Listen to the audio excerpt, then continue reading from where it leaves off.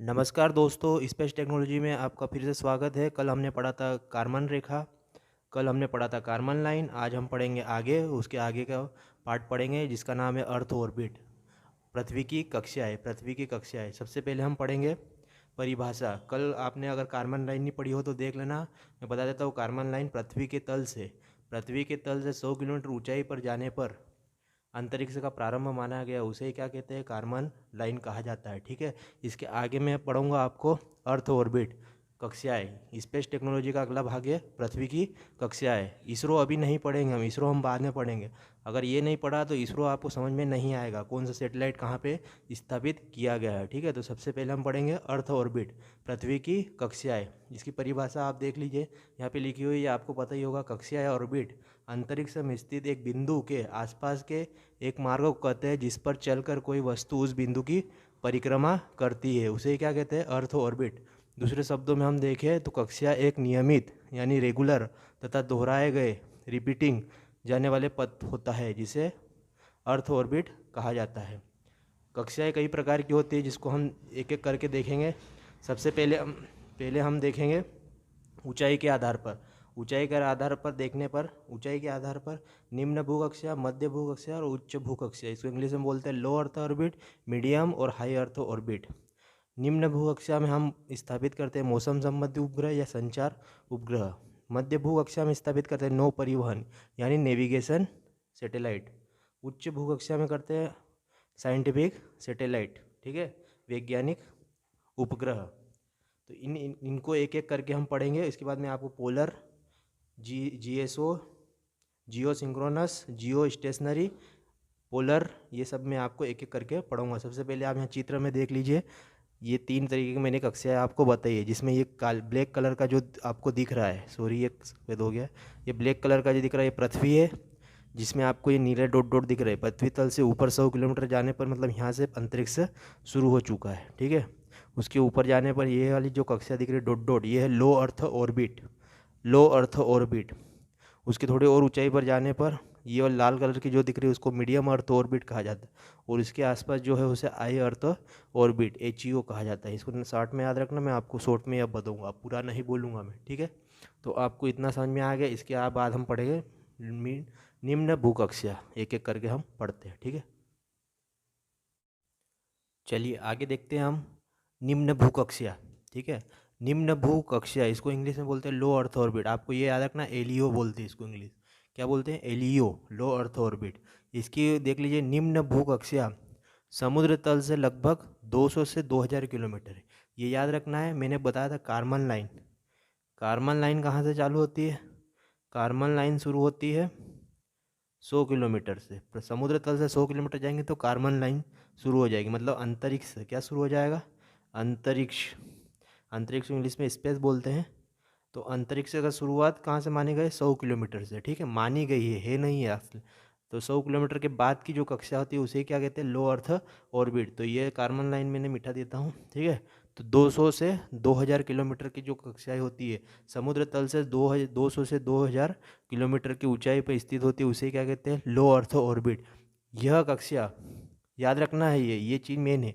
यह कक्षा उत्तर से दक्षिण, ये आपको पता है ये उत्तर दिशा होती है, इधर ये उत्तर, ये पूरब, ये दक्षिण और ये पश्चिम। ठीक है, तो ये जो है उत्तर से दक्षिण की दिशा में पृथ्वी के ध्रुव, ध्रुव आपको पता है उत्तर दक्षिण ध्रुव, ध्रुव से होकर गुजरती है। अतः ध्रुव के ऊपर से गुजरने के कारण इसे ध्रुवीय कक्षा भी कहते हैं।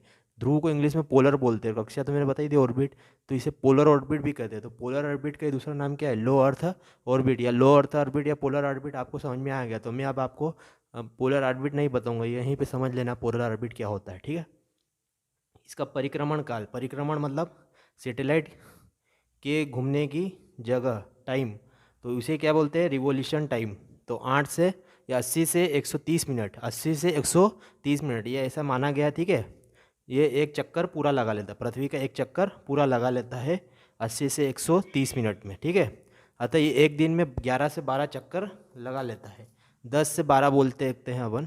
एक दिन में कितने चक्कर लगा लगता है, तो ये सैटेलाइट, जैसे यहाँ पे सैटेलाइट में स्थापित कर देता हूँ, ये क्या है, सैटेलाइट। तो तो ये सैटेलाइट इधर जाएगा वापस आएगा। तो ये कितने, एक दिन में कितने, 24 घंटे में 10 से 12 मान लीजिए, 10 से 12 चक्कर लगा लेता है। टाइम पीरियड पूछे तो 80 से, एक यहाँ से शुरू हुआ, पीछे से आएगा वापस जाएगा, तो कितना, 80 से 130 मिनट। फिर यही चलता रहेगा। ठीक है, आगे देखेंगे हम। कुछ और चीज़ें आपको बता देता हूँ मैं। सभी उपग्रह पहले एलियो मतलब आप समझ जाना, आप लो अर्थ ऑर्बिट में, पूरा नहीं लिखूँगा, में ही स्थापित किए जाते हैं। उसके पश्चात उन्हें निर्धारित स्थान पर भेज दिया जाता है। जितने भी उपग्रह छोड़े जाते हैं सबसे पहले यहीं जाते हैं, इसी कक्षा में जाते हैं। उसके बाद उन्हें आगे धकेल दिया जाता है। जो रॉकेट से छोड़ा जाता है ना, रॉकेट यहाँ से उड़ा के इसको यहाँ तक लगा देता है। फिर रॉकेट का काम खत्म, फिर आगे इसको स्थापित किया जाता है।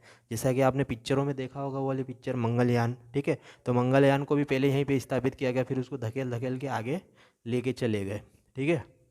तो उसके बाद हम देखेंगे जितने भी उपग्रह है पृथ्वी से, जितने भी, नासा हो गई, भारत हो गया, इसरो हो गया, पाकिस्तान हो गया, पाकिस्तान ने तो क्या ही छोड़े होंगे, ठीक है। इसके बाद अपने ये देख लो, चाइना देख लो, जापान, जाक्सा, ठीक है, यूरोप यूनियन, इन्होंने जितने भी उपग्रह छोड़े हैं उसमें सबसे ज़्यादा उपग्रह कहाँ पे स्थापित किए गए, तो लो अर्थ ऑर्बिट में ही स्थापित किए गए। पृथ्वी से जितने भी उपग्रह भी छोड़े गए उसके 63% कहाँ पे घूम रहे, लो अर्थ ऑर्बिट, मतलब 200 से 2000 किलोमीटर की कक्षा में घूम रहे हैं ये सैटेलाइट, सबसे ज़्यादा 63%। ठीक है, ये चित्र मैंने आपको दिखाया है, ये ध्रुवों के ऊपर से गुजरता है, इसलिए से ये भी एक ऐसा भी भेज सकते हैं या टेढ़ा करके ऐसा भी भेज सकते हैं। ठीक है, इसे क्या कहते हैं, लो अर्थ ऑर्बिट। यहाँ तक समझ में आ गया। अब इसके बाद पढ़ेंगे हम मीडियम अर्थ ऑर्बिट। मैंने अभी आपको पढ़ाया निम्न भूकक्षा, इसके आगे हम देखेंगे मध्य भूकक्षा। मध्य भूकक्षा को इंग्लिश में बोलते हैं मीडियम अर्थ ऑर्बिट। इसको शॉर्ट फॉर्म में एमईओ करके याद रखना आपने, ठीक है। इसकी ऊंचाई 2000 से 3500 किलोमीटर, 2000 से 786 किलोमीटर या 36,000 किलोमीटर मान सकते हो, पर एग्जैक्ट वैल्यू है 786, 35,786 किलोमीटर समुद्र तल से ऊंचाई। आपको मैंने पहले बता दिया था कि 200 से 2000 किलोमीटर क्या है भाई, ये है निम्न भूकक्षा। तो उसके ऊपर आपको मैं बताऊंगा 2000 के ऊपर चलेगा कोई सैटेलाइट तो वो मध्य भूकक्षा में आ जाएगा, ठीक है। तो इसके आगे देखते हैं मध्य भूकक्षा में परिक्रमण काल कितना है। परिक्रमण में बता दिया चक्कर, तो 2 घंटे से 24 घंटे में एक चक्कर पूरा कर लेता है मध्य भूकक्षा वाला सैटेलाइट, ठीक है। इसके आगे देखेंगे, इस कक्षा में अधिकतर उपग्रह 20,200 किलोमीटर की ऊंचाई पर स्थापित किए गए।